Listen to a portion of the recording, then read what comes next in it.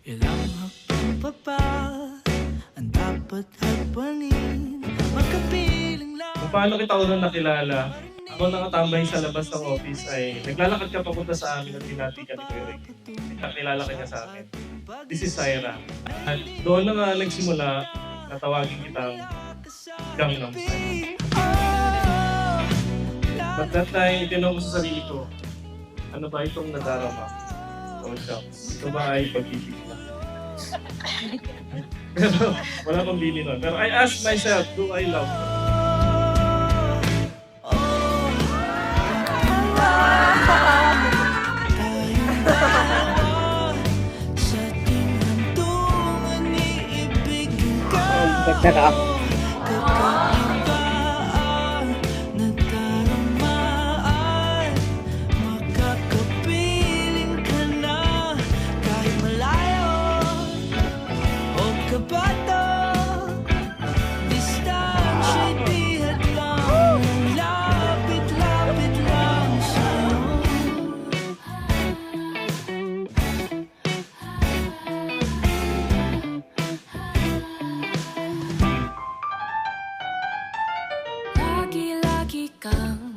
Time na before maging tayo, I also pray to God kung ikaw na ba talaga.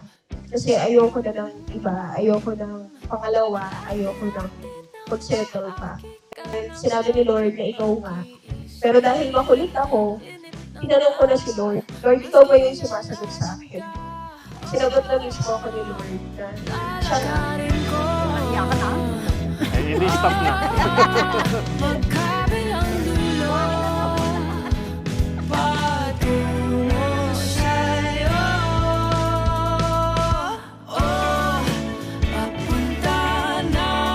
Every morning prayers, sa lahat ng devotions, lagi kong hinihingi sa Diyos ang kalinawan ng isip at puso.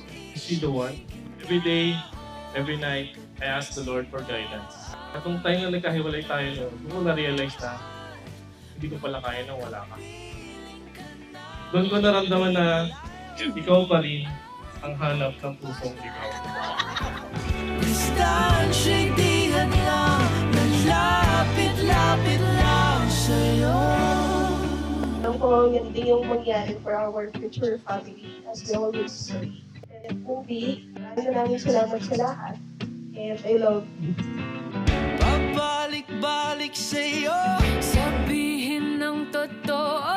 Wala nang hadlang, sa'yo'y mag-aabang.